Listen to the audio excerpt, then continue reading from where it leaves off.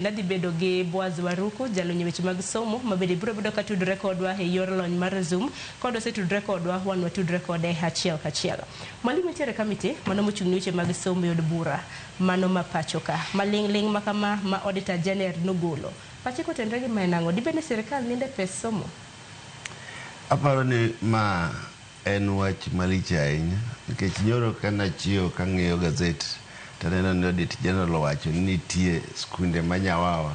Wacho ni Nyawawa ne gin wana joma kane kalo tigone gi bul. Omiyo tiende ni skunde ma Nyawawa gichalo skunde mag jochiende. Tiende ni gionge. Ma ok en wach maber ahinya.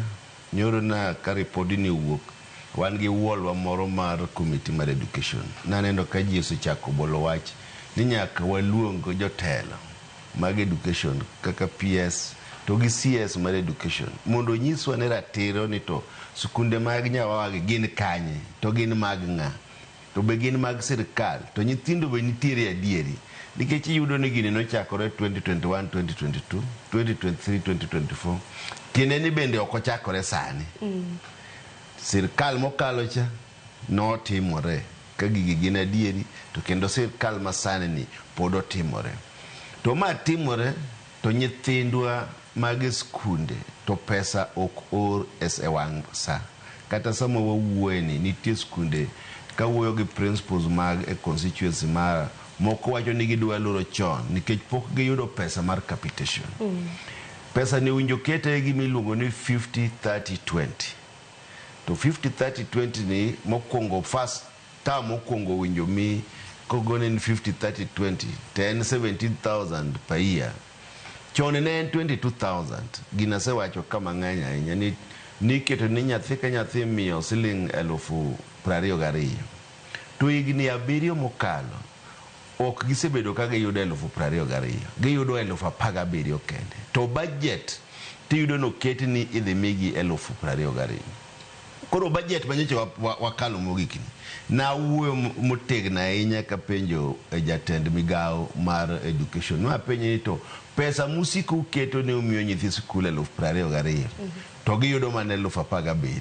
To 17,000 ni be pod ok gole te. Iyudo ni samoro gole 14,000 kende kata 15,000.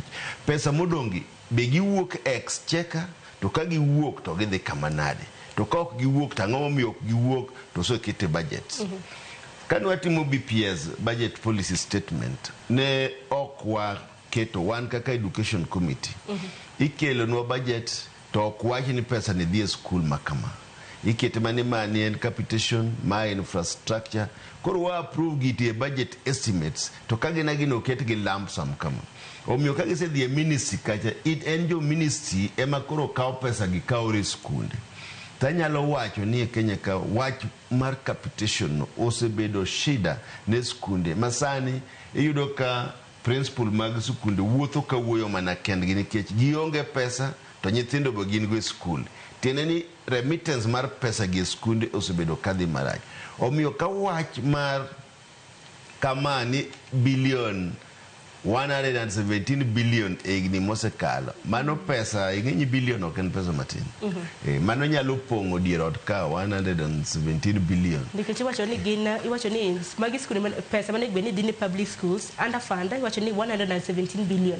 Makoro nyisi ni koro pesa gi dhi kanye nikech kuwacho ni upuodho gi e od bura kacha to kosechope migao to koro ok dhi. Koro mane momiyo ng'ama go signature magolo kata madiyo baton. Naneno kusiepna wa Dr. Ondo ma economist wacho ni audit owinjo bed gi audit trail. Audit trail tene ni nyaka ng'ini to pesa ni nogol nade to ng'ama nogole. Tang'o miyo ok odhi e public schools. To ka ok odhi e public schools no ng'ama nogolo pesa gi accounts kuma notere pesa gi. Nasomo kamoro ni nitie skunde moko ariyo man gi same accounts to get a difference. Ing'enyi ka nitie accounts ka in a school, nitie operational accounts, to nitie tuition account. Tiyudo ni pesa gi ore account achiel. Omiyo manyiso ni nitie mibadhi moro modonjo kanyo kuom golo pesa gi kadhi e skunde manitiere.